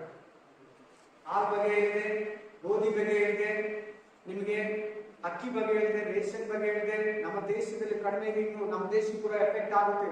ಅಲ್ಲಲ್ಲಿ ಬರಗಳು, ಎಷ್ಟು ವಾಕ್ಯ ಪ್ಯೂರಿಟ್ ಆಗಿ ನಡೀತಾ ಇದೆ ನೋಡಿ, ಎಷ್ಟು ಕ್ಲೀನ್ ಆಗಿ ನಡೀತಾ ಇದೆ ನೋಡಿ. ಗೋಧಿ, ಈ ಪ್ರಪಂಚದಲ್ಲಿ ಗೋಧಿ ತಯಾರಿಸೋದ್ರಲ್ಲಿ 3 ದೇಶ ಫೇಮಸ್. ಒಂದು, ಮೊದಲನೇದು ಉಕ್ರೇನ್, ಎರಡನೇದು ರಷ್ಯಾ, ಮೂರನೇದು ಭಾರತ. ಉಕ್ರೇನೆ ಜಾಸ್ತಿ ಗೋಧಿಯನ್ನ ತಯಾರು ಮಾಡೋದು. ಈ ಪ್ರಪಂಚದಲ್ಲೆಲ್ಲ ನಡೆಯೋದು ಗೋಧಿನೇ ಜಾಸ್ತಿ ಜನಗಳು ಊಟ ಮಾಡೋದು. ನಮ್ಮ ಭಾರತ ಕೂಡ ಇವಾಗ ಗೋಧಿನೇ ಜಾಸ್ತಿ ಆಗೋದು. ಯಾಕೆ ಹೇಳಿ? ಅವರು ಗೋಧಿ ಸೇಲ್ ಆಗಂತ, ಗೋಧಿ ತಿಂದ್ರೆ ನಿಮಗೆ ಶುಗರ್ ಕಂಟ್ರೋಲ್ ಇರ್ತದೆ, ಅಕ್ಕಿ ತಿಂದ್ರೆ ಶುಗರ್ ಇದೆ ಅಂತ ಹೇಳಿದ್ರು. ಗೋಧಿನೇ ಇಲ್ಲ. ಇವಾಗ ಏನಂತಾರೆ ಗೊತ್ತಾ, ಅವರು ಗೋಧಿ ತಿನ್ಬೇಡಿ ಶುಗರ್ ಬರ್ತದೆ ಅಂತಾರೆ. ಆಯ್ತು, ಅದು ಬಿಡಿ. ಮೊದಲನೇ ದೇಶ ಯಾವುದು? ಉಕ್ರೇನ್. ಉಕ್ರೇನ್ ಏನ್ ಮಾಡಿದ್ರೆ, ಇವಾಗ ಯುದ್ಧ ಮಾಡಿ ಮಾಡಿ ಬಾಂಬ್ಗಳಾಕಿ, ರಷ್ಯಾ ಗೋಧಿ ತಯಾರಿಲ್ಲ, ಅವರು ನಮ್ಮ ಹತ್ರ ಗೋಧಿ ಇಲ್ಲ ಅಂತಾರೆ. ರಷ್ಯಾ ಏನ್ ಹೇಳ್ತದೆ, ಗೋಧಿ ಕೊಡಲ್ಲ ಅಂತ ಇದೆ, ನಮ್ಮ ಹತ್ರ ಕೊಡಲ್ಲ. ಭಾರತ ಏನ್ ಹೇಳ್ತಾ ಇದೆ, ನಮಗೆ ಸಾಕಾಗ್ತಾ ಇಲ್ಲ ಅಂತ ಹೇಳ್ತಾರೆ. ಈಗ ಆಟೋಮೆಟಿಕ್ಲಿ ಗೋಧಿ ಬೆಲೆ ಏನಾಗುತ್ತೆ? ಜಾಸ್ತಿ ಆಗುತ್ತೆ. ಇಲ್ಲಿ ವಾಕ್ಯ ಬರ್ತಿರೋದು ಕೆಡಿಸ್ಬೇಡ. ಏನಂತ ಬಂದಿದೆ? 1 kg ಗೋಧಿ 1 ರೂಪಾಯಿಗೆ, ಜವೆ ಗೋಧಿ 3 kg 1 ರೂಪಾಯಿಗೆ, ಎಣ್ಣೆ ಮನುಷ್ಯಕ್ಕೆ ಬೇಕಾಗಿರೋ ವಸ್ತುಗಳು ತಾನೇ ಇವೆಲ್ಲ. ಎಣ್ಣೆ ಬೇಕೇ ಬೇಕು, ಗೋಧಿ ಬೇಕೇ ಬೇಕು, ರಾಗಿ ಬೇಕೇ ಬೇಕು, ಭತ್ತ ಬೇಕೇ ಬೇಕು, ಅಕ್ಕಿ ಬೇಕೇ ಬೇಕು. ಕೆಡಿಸಬೇಡ. ಆಮೇಲೆ 1 ಲೀಟರ್ ಹಾಲು 280, 480, 1 ಟೀ 180 ರೂಪಾಯಿ. ಪೆಟ್ರೋಲ್ ಶ್ರೀಲಂಕಾದಲ್ಲಿ ನಮ್ಗೆ ನೋಡು, ಪೆಟ್ರೋಲ್ ಗಾಡಿ ಎತ್ಕೊಂಡು ಹೋದ್ರೆ ಕಾರು, 2 ವೀಲರ್ ಪೆಟ್ರೋಲ್ ಬಗ್ಗೆ ನಾವ್ ಹೇಳ್ದಷ್ಟು ಆಗ್ತಾರ ಇಲ್ವಾ? ಫುಲ್ ಟ್ಯಾಂಕ್ ಮಾಡಿದ್ರೆ ಮಾಡ್ತಾರೆ. ಶ್ರೀಲಂಕಾದಲ್ಲಿ ಗೊತ್ತಾ, ಒಂದು ಕಾರ್ಡ್ ಕೊಟ್ಬಿಟ್ಟಿದ್ದಾರೆ. ಆ ಕಾರ್ಡ್ ಎತ್ಕೊಂಡು ಹೋದ್ರೆ ಕೊಡೋದು. ಪೆಟ್ರೋಲ್ ಬಂಕಿಂದ ಒಂದು ಕಾರ್ಡ್ ಕೊಟ್ಟಿದ್ದಾರೆ. ಆ ಕಾರ್ಡ್ ಕೊಟ್ರೇನೆ ಅವ್ರು ಕೊಡೋದು. ಆ ಕಾರ್ಡ್ ಇಲ್ಲ ಅಂದ್ರೆ ಇದು ಕೊಡಲ್ಲ. ಕಾರ್ಡ್ ಎತ್ಕೊಡೋದು ಕೊಟ್ರೇನೆ ಕೊಡೋದು. ಏನು ಲಿಮಿಟ್? ಎಷ್ಟು ಲಿಮಿಟ್? ವಾರಕ್ಕೆ 3 ಲೀಟರ್ ಅಷ್ಟೇ. 3 ಲೀಟರ್ ಹೋದ್ಮೇಲೆ ನೀನು ಕಾರ್ ನಿಲ್ಸ್ಬಿಡ್ಬೇಕು. ಅದು ರೋಡ್ ಸೆಂಟ್ರಲ್ಲಿ ಆಯ್ತು, ಮನೆ ಹತ್ರನ ನೀನೇ ನಿಲ್ಸ್ಕೊಂತೀಯೋ ಅಲ್ಲ, ಹೇಳ್ತೀನಿ ಒಂದು ಲಿಮಿಟ್ 5 ಲೀಟರ್ ಅಷ್ಟೇ. ಅದು ಕಾರ್ಡ್ ಎತ್ಕೊಳ್ಳೋದು. ಸೆಕೆಂಡ್ ನಾಳೆ ದಿನ ಹೋಗಿ ಕೇಳಿದ್ರೆ ಕೊಡಲ್ಲ, ನೆಕ್ಸ್ಟ್ ವೀಕ್ ಬಾ ಅಂತ. ನೆಕ್ಸ್ಟ್ ವೀಕ್ ಬಂದ್ರೆ 3 ಲೀಟರ್. ಆಗ ತಿಂಗಳಿಗೆ ಒಂದು ಕಾರ್ ಅವನು ಎಷ್ಟು ಲೀಟರ್ ಓಡಿಸ್ಬೇಕು?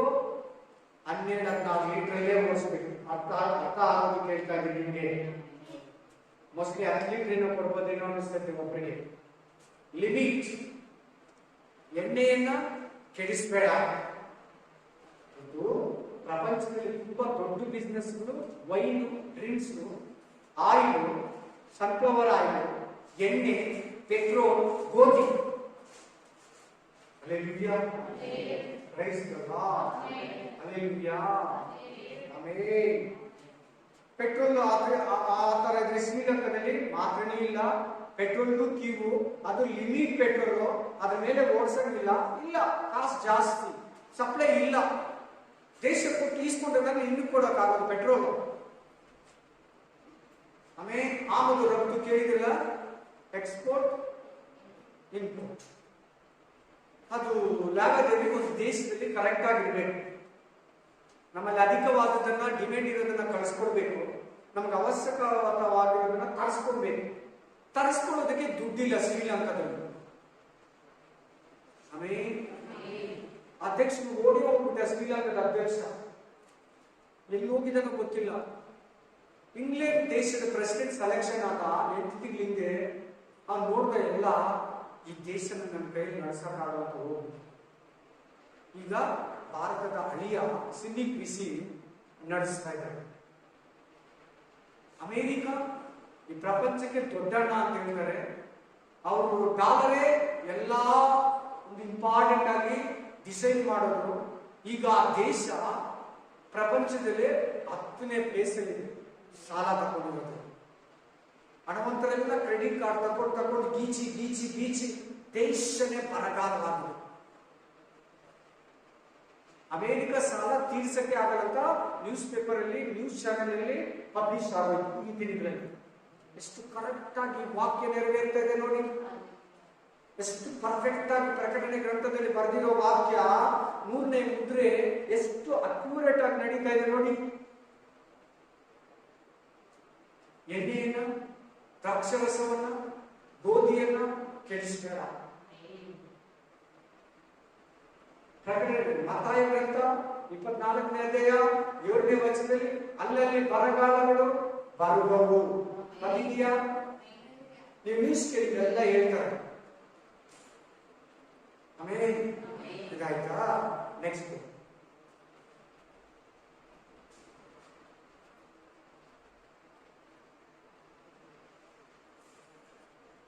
ವಡಗಸ್ಕರ್ ಅಂತ ಕೇಳಿದ್ದೀರಾ? ವಡಗಸ್ಕರ್ ದೇಶದಲ್ಲಿ ಮಳೆನೇ ಇಲ್ಲ. ಏನಿಲ್ಲ? ಮಳೆನೇ ಇಲ್ಲ ಸುಮಾರು ವರ್ಷಗಳಿಂದ. ಅಲ್ಲಲ್ಲಿ ಪ್ರಾಣಿಗಳು ಸತ್ತ ಅಲ್ಲೇ ಸತ್ತು ಹೋಗಿದೆ. ಹುಲ್ಲಿಲ್ಲ. ಆನೆಗಳು, ಸಿಂಹಗಳು, ಎಲ್ಲ ಪ್ರಾಣಿಗಳು ಹಂಗೆ ಸತ್ತು ಭೂಮಿ ಮೇಲೆ ಒಣಗೋಗಿದೆ. ಮೂಳೆಗಳು ಹಂಗಂಗೆ ಒಣಗೋಗಿದೆ. ಜನಗಳಿಗೆ ಊಟ ಇಲ್ಲ. ಆ ಜನರಿಗೆ ಏನ್ ಮಾಡ್ತಾರೆ ಅಂದ್ರೆ ಹಸಿಟ್ಟನ್ನ ತಂದು, ಈಗ ನಡೀತಾ ಇರೋದು ನಾನು ಹೇಳ್ತಾ ಇರೋದು, ಹಸಿಟ್ಟಂತಿಗೆ ಮಣ್ಣನ್ನ ತಂದು ಪುಡಿ ಪುಡಿ ಮಾಡಿ ಹಸಿಟ್ ತರ ಮಾಡಿ ಜಲ್ಡಿ ಹಿಡಿದು, ಸೌದೆ ಇಲ್ಲ, ಬಿಸಿಲಿಗೆ ದೋಸೆ ತರ ಮಾಡ್ತಾರೆ, ಅದನ್ನ ಕಚ್ಕೊಂಡು ತಿಂತಾ ಇದ್ರು. ಹಸಿವು ನೀಗಿಸಿಕೊಳ್ಳು ಈಗ ಈಗ ಪ್ರಪಂಚದಲ್ಲಿ ನಡೀತಾರೆ. ಯಾವ ದೇಶದಲ್ಲಿ? ಮಡಗಾಸ್ಕರ್. ಇದೆಲ್ಲ ನೆಟ್ಟಲ್ಲಿದೆ, ಹುಡುಗಿ ಸಿಗ್ತೇವೆ ನೋಡಿ ಆ ಹೆಸರುಗಳು. ಆಮೇಲೆ ಬ್ರದರ್ ಹೇಳಿದ್ ಕರೆಕ್ಟಾ? ಬೈಬಲ್ ಹೇಳಿದ್ ಕರೆಕ್ಟಾ? ಪರಿಶುದ್ಧಾತ್ಮ ನಮಗೆ ರಿವೀಲ್ ಮಾಡ್ಕೊಳ್ಳೋದು ಕರೆಕ್ಟಾ? ದೇವರು ಎಷ್ಟು ಸತ್ಯ, ದೇವರು ಎಷ್ಟು ಜ್ಞಾನಿ. ಈಗ ನಡೆಯೋದನ್ನ ಹೆಂಗೆ ಚೆನ್ನಾಗಿ ಬರೆದಿಟ್ಟಿದ್ದಾನೆ, ನಮ್ಮ ಕೈ ಕೊಟ್ಟಿದ್ದಾನೆ. ಪಾಪ ನೋಡಿ, ಅವರು ನಾವಾದ್ರೂ ಅನ್ನ ತಿಂತಾ ಇದ್ವಿ, ಚಪಾತಿ ತಿಂತಾ ಇದ್ವಿ, ಮುದ್ದೆ ತಿಂತಾ ಇದ್ವಿ, ಬಿರಿಯಾನಿ ತಿಂತಾ ಇದ್ವಿ, ಸ್ವೀಟ್ ತಿಂತಾ ಇದ್ವಿ, ಸೊಪ್ಪು, ಕಾಯಿ, ಪಲ್ಯ, ಐಸ್ ಕ್ರೀಮ್, ಚಾಕ್ಲೇಟ್, ಹಣ್ಣುಗಳು, ಹಂಪಲು ತಿಂತಾ ಇದ್ರು. ನೋಡಿ ಅವರು ಮಣ್ಣು ತಿಂತಾ ಇದ್ದಾರೆ. ಇದಕ್ಕೆ ಮನುಷ್ಯನೇ ಕಾರಣ, ದೇವರಲ್ಲ. ಕೊರೋನಾ ಬರೋದಕ್ಕೂ ಮನುಷ್ಯನೇ ಕಾರಣ, ದೇವರಲ್ಲ. ದೇವ್ರು ಯಾಕೆ ಹಿಂಗ್ ಮಾಡಿದ? ದೇವ್ರು ಯಾಕೆ ಹಿಂಗ? ದೇವರು ಹೇಳಿದ್ದನ್ನ ಮನುಷ್ಯ ಕೇಳಿದ? ದೇವರಿಗೆ ಭಯಭಕ್ತಿಯಲ್ಲಿ ಮನುಷ್ಯ ಬಂದ?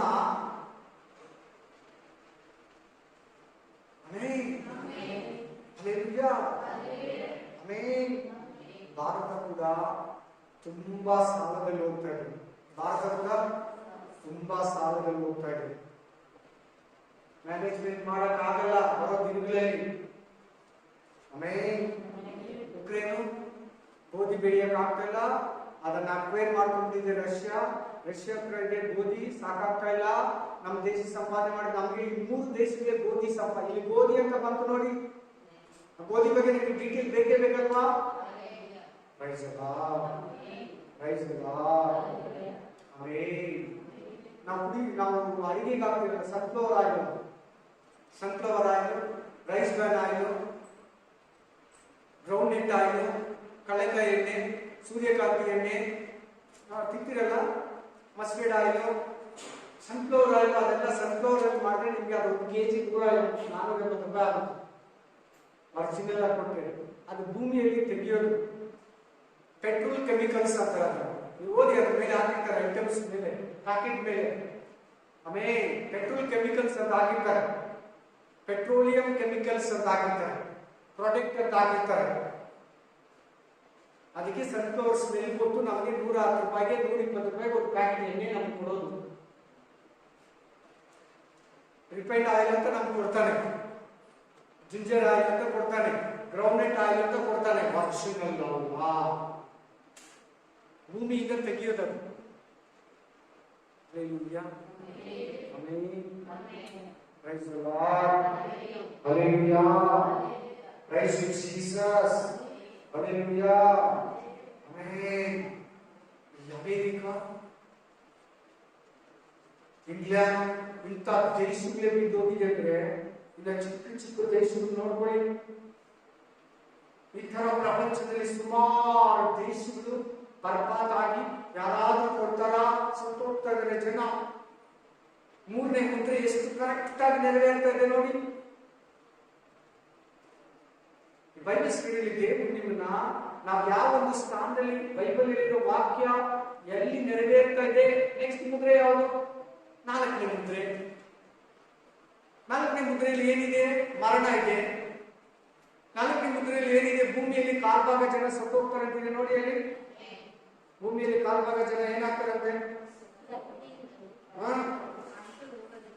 ಕಾಡು ಮೃಗಗಳಿಂದಲೂ ಕೊಲ್ಲುವುದಕ್ಕೆ ಅಧಿಕಾರ ಕೊಡಲ್ಪಟ್ಟಿತು.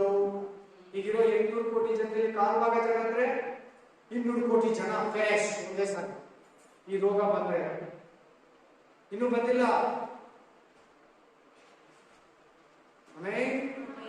ಮೊನ್ನೆ ಪೇಪರ್ ಅಲ್ಲಿ ಕೊಟ್ಟಿದ್ರು, ಇನ್ನು 10 ವರ್ಷ ಬಿಟ್ಟು ಭಾರತ ದೇಶ 140 ಕೋಟಿ ಇದೆಯಲ್ಲ, ಚೀನಾ ಫಸ್ಟ್ ಇತ್ತು, ಇವಾಗ ಭಾರತ ಬಂತು 75 ಕೋಟಿ ಆದ್ರೆ ಸರಿ, ಇಲ್ಲಾಂದ್ರೆ ಕಷ್ಟ ಆಗುತ್ತೆ. ಹೆಂಗಾಗುತ್ತೆ 75 ಕೋಟಿ? ಈಗ ಈ ಮುದ್ರೆ. ಆಮೇಲೆ ಈ ಮುದ್ರೆ ನೆರವೇರುವಾಗ, ಈ ಮುದ್ರೆ ಹೊಡೆಯುವಾಗ ಖಂಡಿತ ಫಿನಿಶ್ ಆಗ್ತಾರೆ ಜನ. ಆದ್ರೆ ನಿನ್ನನ್ನ ನನ್ನನ್ನ ದೇವರು ಇವುಗಳ ನಡುವೆ ಕಾಪಾಡ್ತಾನೆ. ಇವುಗಳ ನಡುವೆ ಏನ್ ಮಾಡ್ತಾನೆ? ಕಾಪಾಡ್ತಾನೆ. ಹಾಗೆ ಹೇಳ್ತಿದ್ದಿಲ್ವ ವಾಕ್ಯ? ಅದೆಷ್ಟನಾಗ್ಲಿ, ಕ್ಯಾಶ್ 2,000 ಆಗ್ಲಿ, 1 kg ಅಕ್ಕಿ ಗೋಧಿ 2,000 ಆಗ್ಲಿ, ನೀನು ಕೊಟ್ಟು ನಡೆಸ್ತಾನೆ. ಹೇಗೆ ಎಲಿಯನನ್ನ ನಡೆಸಿದ ಬರಗಾಲದಲ್ಲಿ ನಿನ್ನನ್ನು ನಡೆಸ್ತಾನೆ. ಹೇಗೆ 700 ಮಂದಿಯನ್ನು ಮುಚ್ಚಿಟ್ಟು ಊಟ ಕೊಟ್ಟು ದೇವರು ಕಾಪಾಡನೋ ನಿನ್ನನ್ನು ಕಾಪಾಡ್ತಾನೆ. ಹೇಗೆ ಅಡಿಯಲ್ಲಿ ಇಸ್ರಾಯೇಲ್ 40 ವರ್ಷ ಮನ್ನಾ ಮಾಂಸದ ಬಲವರ್ಗೀಯಗಳನ್ನ ಕೊಟ್ಟು ನಡೆಸಿನೋ ನಿನ್ನನ್ನು ನಡೆಸ್ತಾನೆ. ದೇವರು ಪೋಷಿಸೋದಕ್ಕೆ ಶಕ್ತನಾಗುತ್ತಾನೆ.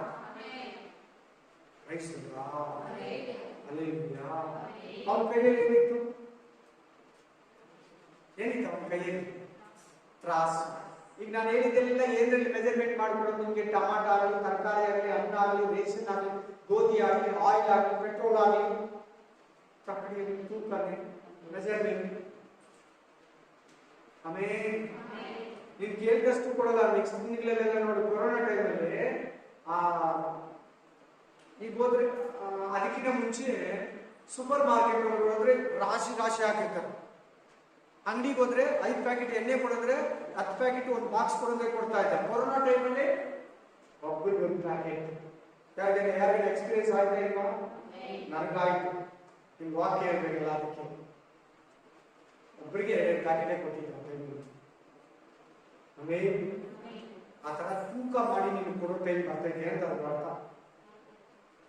ಲೆಕ್ಕ ಮಾಡಿ ನೀನು 5 ಕೇಳಿದ್ರೆ ಒಂದೇ ಕೊಡೋದು. ನೀವು ಮೆಡಿಕಲ್ ಶಾಪ್ ಹೋಗಿ 1 ಶೀಟ್ ಟ್ಯಾಬ್ಲೆಟ್ ಕೇಳಿದ್ರೆ ಗ್ಯಾಸ್ಟ್ರಿಕ್ಕು, ಡೋಲೋಪೋರು, ಸಾಲ್ಡೋನೋ, ವಿಕ್ಸಾಕ್ಸೆಟ್ 500 2 ಶೀಟ್ ಕೊಡಲ್ಲ, 1 ಶೀಟು. 1 ಶೀಟ್ ಎಷ್ಟು ದಿನ? 5 ದಿನ. 5 ದಿನ ಆದ್ಮೇಲೆ ಹೋದ್ರೆ ನಿಮ್ಗೆ ಇನ್ನೊಂದು ಶೀಟ್ ಕೊಡೋದು. 1 ದಿನ ಬಿಟ್ಟು ತಗೊಂಡೋಗಿ ನೆನ್ನೆ ತಗೊಂಡೋಗಿ ಇವತ್ತು ಬಂದ್ರೆ ಕೊಡಲ್ಲ. ನೀನು ತಗೊಂಡಿದ್ಯಲ್ಲ ಅಂತ ನಿನ್ನ ಹೆಸರು ಹೇಳ್ಬಿಡ್ತಾರೆ. ಮೆಜರ್ಮೆಂಟ್, ವೆಯ್ಟಿಂಗ್ ಮಾಡಿ, ವೆಯ್ಟ್ ಮಾಡಿ, ತೂಕ ಹಾಕಿ, ಲೆಕ್ಕಾಚಾರ ಮಾಡಿ ನಿಮ್ಗೆಲ್ಲ ಲಿವಿಂಗ್ ಮಾಡಬೇಕು. ಆಲ್ರೆಡಿ ನಡೀತಾ ಇದೆ ಭೂಮಿ ಮೇಲೆ. ಇವಾಗ ಹೇಳಿದ್ರಲ್ಲಿ 1 ಹೇಳಿ ನೀವು ನೋಡೋಣ. ತೂಕ ಮಾಡಿ ಕೊಡೋದ್ರಲ್ಲಿ 1 ಹೇಳಿ ನೀವು ನೋಡೋಣ. ನಾನು ಹೇಳಿಲ್ಲ, ನಾನು ಹೇಳಿದ್ರಲ್ಲಿ 1 ಹೇಳಿ ಇಷ್ಟೇ. ಒಬ್ಬರಿಗಂತ 1 ಹೇಳಿದೆ ನಾನು. ಶ್ರೀಲಂಕಾದಲ್ಲಿ ಪೆಟ್ರೋಲ್ ಕಾರ್ಡ್ ಕೊಟ್ಬಿಟ್ಟಿದ್ದಾರೆ. ಕಾರ್ಡ್ ಕೊಟ್ರೇನೆ ಕೊಡೋದು. ಆ ಕಾರ್ಡ್ ಅಲ್ಲಿ ಎಂಟ್ರಿ ಆಗ್ತದೆ, ನಿಮಗೆ ಸ್ವೈಪ್ ಮಾಡ್ಕೊತಾರೆ. ಆ ಕಾರ್ಡ್ ಅಷ್ಟೇ. ನೆಕ್ಸ್ಟ್ ವೀಕ್ ಬೇಕು, ನಿಮಗೆ ಬೇಕಂದ್ರೆ ನೆಕ್ಸ್ಟ್ ವೀಕ್ ಹೋಗ್ಬೇಕು. ಅಲ್ಲಿವರೆಗೂ ನೀನು ಗಾಡಿನೂ ಓಡಿಸಂಗಿಲ್ಲ, ಕಾರು ಓಡಿಸಂಗಿಲ್ಲ. ನೆಕ್ಸ್ಟ್ ವೀಕ್ ಹೋದ್ರೆ ನಿಮಗೆ 10 ಲೀಟರ್ ಏನೋ ಒಂದು ಮನುಷ್ಯನಿಗೆ ಇರ್ತೈತಲ್ಲ 10 ಲೀಟರ್ ಕೊಡ್ತಾರೆ. ತೂಕ ಇದೆಯಲ್ವಾ? ತಕ್ಕಡಿ ಇದೆಯಾ ಕೈಯಲ್ಲಿ? ತೂಕ ಕೊಡ್ತಾ ಇದ್ದಾನ? ಅಂಡಿ ಕಳಿಸಿ ಕೊಡ್ತಾ ಇದ್ದ. ಇದೆಲ್ಲ ಏನಕ್ಕಂದ್ರೆ ಬರೋ ದಿನಗಳಲ್ಲಿ ಕ್ರಿಸ್ತು ವಿರೋಧಿ ಭೂಮಿಯನ್ನ 7 ವರ್ಷ ಆಳ್ವಿಕೆ ಮಾಡ್ತಾರೆ. ದುಷ್ಟನ ಮಗ, ಸೈತಾನ ಮಗ, ಅವನಿಗೆಲ್ಲ ಇಂಪ್ಲಿಮೆಂಟ್ ಮಾಡಿ ಕೊಡ್ತಾರೆ. Amen, amen, hallelujah. ಒಬ್ಬರಿಗೂ ಇಷ್ಟೇ. ಹೋಗ್ಬಿಟ್ಟು ಇಂಗ್ಲೆಂಡ್ ಅಲ್ಲಿ 1 ದಿನಕ್ಕೆ 1 ಕೋಟಿ ಜನ ಊಟ ಇದೆ. ಅವ್ರು ಹೋಗ್ಬಿಟ್ಟು ನನಗೆ 5 ಪ್ಯಾಕೆಟ್ ಕೊಡೋದ್ರೆ ಕೊಡ್ತಾರೆ. ಆ ಪ್ಯಾಕೆಟ್, ಆ ಬ್ರೆಡ್ 1 ಪ್ಯಾಕೆಟ್ ಹೋಗ್ಬಿಟ್ಟು ಅಷ್ಟೇ. ಒಬ್ಬರಿಗೆ 1 ಬಾಟಲ್ ನೀರು, 1 ಬಾಟಲ್ ನೀರು, 1 ಪ್ಯಾಕೆಟ್, 2 ಬಾಟಲ್ ಕೊಡೋದ್ರೆ ಇಲ್ಲ. ತೂಕ, ಮೆಜರ್ಮೆಂಟ್.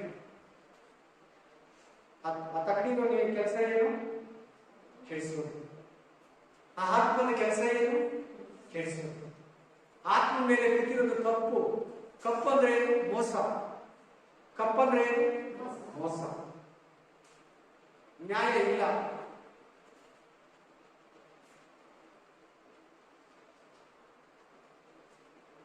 ಕೋರ್ಟ್ಗಳ ಮುಂದೆ ಒಂದು ನಿಮಗೆ ತಕ್ಕಡಿ ಇಟ್ಕೊಂಡು ಕೂತಿರ್ತಾರೆ, ನೋಡಿದೀಯಾ? ಎಷ್ಟು ಕೋರ್ಟ್ಗಳ ಮುಂದೆ ಎಲ್ಲಾ ಕೋರ್ಟ್ಗಳ ಹತ್ರ ಇಟ್ಟಿರ್ತಾರೆ. ಕಣ್ಣಿಗೆ ಏನ್ ಕಟ್ಟಿರ್ತಾರೆ? ಏನ್ ಬಟ್ಟೆ? ಬ್ಲ್ಯಾಕ್ ಬಟ್ಟೆ. ಕೈಯಲ್ಲಿ ಏನಿದೆ ನೋಡಿ? ಬೈಬಲ್ ಹೋಲಿಸ್ಕೊಂಡು ನ್ಯಾಯವೇ ಇಲ್ಲ. ಆಮೇಲೆ ಕಪ್ಪು ಅಂದ್ರೆ ಸ್ಪಿರಿಚುವಲ್ ಲೆಕ್ಕ ಪಾಪ, ಲೌಕಿಕ ಲೆಕ್ಕದಲ್ಲಿ ಮೋಸ. ಏನಂತ? ಮೋಸ. ಆತ್ಮಿಕ ಅರ್ಥ ಪಾಪ, ಲೌಕಿಕ ಅರ್ಥ ಶಾರೀರಿಕ ಅರ್ಥ ಆಮೇಲೆ ಮೋಸ. ಕೆಡಿಸಬೇಡ. ಕೆಡಿಸಬೇಡ ಅಂದ್ರೆ ಏನು? ಅಲಿಸಬೇಡ, ಮೋಸ ಮಾಡಬೇಡ. ಇದು 3ನೇ ಮುದ್ರೆಯನ್ನು ಸ್ವಲ್ಪ ರಹಸ್ಯ ನಿಮ್ಗೆ ಹೇಳಿ. ಆಲ್ರೆಡಿ ನಿಮ್ಮ ಬಗ್ಗೆ ಫಸ್ಟ್ ವಿವರಿಸಿದ್ದೀನಿ. ರೈಟ್ ನಮ್ಮ ಯೂಟ್ಯೂಬ್ ಚಾನಲ್ ಅಲ್ಲೇ ಆಗಿದೆ. Thank you Jesus. ಪರಲೋಕದಲ್ಲಿರುವ ತಂದೆ, ಇದನ್ನ ನಮ್ಮ ಮಧ್ಯದಲ್ಲಿ ಗೋಚರಪಡಿಸಿದೆಯ ರಾಜ. ಈಗ ಪ್ರಪಂಚದಲ್ಲಿ ಎಷ್ಟು ಕಷ್ಟ ಇದೆ, ಎಷ್ಟು ಬರಗಾಲ ಇದೆ, ಎಷ್ಟು ಉಪದ್ರವ ಇದೆ ಅನ್ನೋದನ್ನ ನೀನು ಮಾತಾಡಿದೆಯ ರಾಜ. ನೀನು ನಡೆಸ್ಕೊಡು, ನೀನು ಆಶೀರ್ವದಿಸು, ನೀನು ಉಪಯೋಗಿಸು, ನೀನು ಸಮಾಧಾನದಿಂದ ಶಾಂತಿಯಿಂದ ನೆಮ್ಮದಿಯಿಂದ ಮಹಾಕೃಪೆಯಿಂದ ನೀನು ಕೀರ್ತನೆ ಗ್ರಂಥದಲ್ಲಿ ಬರಗಾಲದಲ್ಲಿಯೂ ಆತನು ನಿಮ್ಮನ್ನು ನಡೆಸುವ, ಬರಗಾಲದಲ್ಲಿಯೂ ನಿಮ್ಮನ್ನು ಪೋಷಿಸುವ. ಮುದ್ರೆ ನಾವು ಇಲ್ಲಿರೋ ಕಾಲದಲ್ಲಿ, ನಮ್ಮ ಕಾಲದಲ್ಲಿ ಪ್ರಕಟಣೆ ಗ್ರಂಥ 6ನೇ ಅಧ್ಯಾಯ 3ನೇ ವಚನ, 6ನೇ ಅಧ್ಯಾಯ 4-5ನೇ ವಚನ ನೆರವೇರ್ತಾ ಇದೆಯಲ್ಲ ರಾಜ. ನಾವೆಷ್ಟು ಧನ್ಯರಪ್ಪ, ನಾವೆಷ್ಟು ಜಾಗರೂಕತೆ ಇರಬೇಕು, ನಾವೆಷ್ಟು ಪ್ರಾರ್ಥನಾ ಪೂರ್ವವಾಗಿರ್ಬೇಕು, ನಾವೆಷ್ಟು ಭಯಭಕ್ತಿಲಿರ್ಬೇಕು. ನಮ್ಮ ಕಾಲದಲ್ಲಿ ಈ ವಾಕ್ಯ ನೆರವೇರ್ತಾ ಇದೆ, ಈ ಮುದ್ರೆ ಬಡಿಯಲ್ಪಟ್ಟಿದೆ. ನಾವೆಷ್ಟೋ ಧನ್ಯರ. 20 ವರ್ಷಗಳಿಂದ ಈ ವಾಕ್ಯ ನೆರವೇರಿಲ್ಲ, 30 ವರ್ಷಗಳಿಂದ ಈ ವಾಕ್ಯ ನೆರವೇರಿಲ್ಲ, 25 ವರ್ಷಗಳಿಂದ ಈ ವಾಕ್ಯ ನೆರವೇರಿಲ್ಲ, 1000 ವರ್ಷಗಳಿಂದ ಈ ವಾಕ್ಯ ನೆರವೇರಿಲ್ಲ. ನಮ್ಮ ಕಾಲದಲ್ಲಿ ಮುದ್ರೆ ಈ ವಾಕ್ಯ ನೆರವೇರ್ತಾ ಇದೆ ರಾಜ. Amen. Thank you lord, thank you Jesus. ಸ್ತುತಿಗಣ ಮಾನವಾಗಿ ಪ್ರಭಾವ ಘನತೆ ನಿನಗೆ ಸಲ್ಲಿಸು. ಯೇಸು ಕ್ರಿಸ್ತನ ನಾಮದಲ್ಲಿ ಪ್ರಾರ್ಥಿಸುತ್ತೇವೆ, ಬಂದಿದ್ದೇವೆ. Amen, amen. ನನ್ನ ಮನೆಗೆ ನನ್ನ ಸಭೆಯಲ್ಲಿ ಕೀರ್ತಿಸಿ, ನನ್ನ ಮನೆಗೆ ಆತ್ಮ ಮಾಡುವ ಆಮೆನ್, ಆಮೆನ್, ಆಮೆನ್.